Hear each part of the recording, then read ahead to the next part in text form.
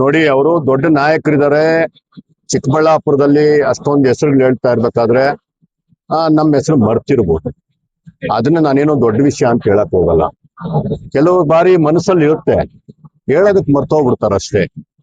ಸಮಯ ಬಂದಾಗ ಯಾರ್ಯಾರ ಬಾಯಲ್ಲಿ ಏನೇನು ಬರುತ್ತೆ ನೋಡೋಣಂತೆ. ಆರಾಮಾಗಿ ಮುಂದಕ್ಕೆ ಹೋಗೋಣ.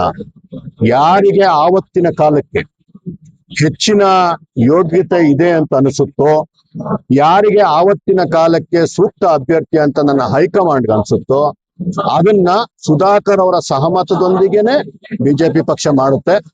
ಈ ಒಂದು ಕ್ಷೇತ್ರದ ಜನಗಳ ಸೇವೆಯನ್ನ ನಾವು ಸತತವಾಗಿ ಮಾಡ್ಕೊಂಡು ಬರ್ತಾನೆ ಇದೀವಿ. ನಾನು 100 ಸಲ ಹೇಳಿದೀನಿ, ನಾನ್ ಬಂದಿರೋದು ಟಿಕೆಟ್ ತಗೊಂಡು ಗೆಲ್ಲೇಬೇಕಂತಲ್ಲ, ನನ್ನ ಜನಗಳನ್ನ ಗೆಲ್ಸಕ್ ಬಂದಿದ್ದೀನಿ. ಆ ಒಂದು ಕೆಲಸವನ್ನ ಮನಸ್ಫೂರ್ತಿಯಾಗಿ ಮಾಡ್ತಾನೆ ಇರ್ತೀನಿ. ನಾನೇನೋ MLA ಆಗ್ಬೇಕಾ, ಟಿಕೆಟ್ ಸಿಗ್ಬೇಕಾ, ಇದರಿಂದ ಕೀರ್ತಿ ಬರುತ್ತಾ, ಇದೆಲ್ಲವೂ ಸಹ ನಾನು ಮಾಡ್ತಾ ಇರೋ ಕೆಲಸದ ಬೈ ಪ್ರಾಡಕ್ಟ್ಸ್. ಅದು ಯಾವಾಗ ಬರ್ಬೇಕಂತಿದ್ರೆ ಅವಾಗ ಬರುತ್ತೆ, ಬೇಡ ಅಂದ್ರೆ ಬರೋದಿಲ್ಲ. ನನಗೆ ಅದು ವಿಷಯ ಅಲ್ಲವೇ ಅಲ್ಲ.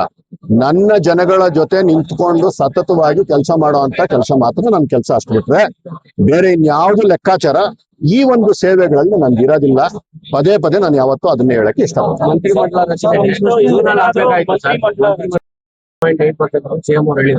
ಮತ್ತು ಚಿಕ್ಕಬಳ್ಳಾಪುರಕ್ಕೆ ಮಂತ್ರಿ ಸ್ಥಾನ ಸಿಗುವಂತ ತಮ್ಮ ಅಭಿಪ್ರಾಯ ಸರ್, ಇದು ಕಾಂಗ್ರೆಸ್ನ ಆಂತರಿಕ ವಿಷಯ. ಮತ್ತೆ ಈ ವಿಷಯದಲ್ಲಿ ನಿಜವಾಗ್ಲೂ ಹೇಳ್ಬೇಕಂದ್ರೆ DK ಶಿವಕುಮಾರ್ ಸಾಹೇಬ್ರಿಗೂ ಕರೆಕ್ಟ್ ಆಗಿರುವಂತ ಇನ್ಫಾರ್ಮೇಶನ್ ಇದುವರೆಗೂ ಇರ್ಲಿಕ್ಕಿಲ್ಲ.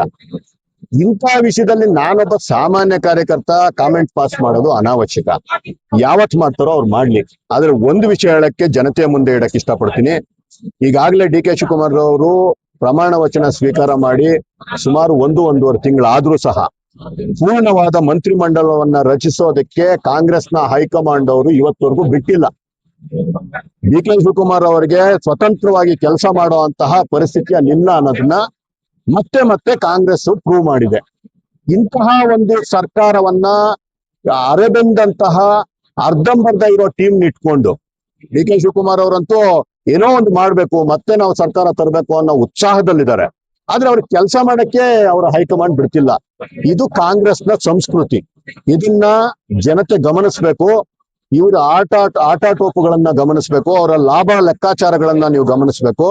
ಮುಂದಿನ ಬಾರಿ ಚುನಾವಣೆ ಬಂದಾಗ ಏನು ಎಲೆಕ್ಷನ್ ಯಾರು ವೋಟ್ ಹಾಕ್ಬೇಕು ಏನಿಲ್ಲ ಅಂತ ಯೋಚನೆ ಮಾಡಿ ವೋಟ್ ಮಾಡ್ಬೇಕು ಅಂತ ನನ್ನ ಪ್ರಜ್ಞಾವಂತ ಮತದಾರರಲ್ಲಿ ಕೇಳ್ಕೊಂತ. ಕಾಂಗ್ರೆಸ್ ಮೊನ್ನೆ ಒಂದು ಇನ್ಸಿಡೆಂಟ್ ಆಗ್ತದೆ.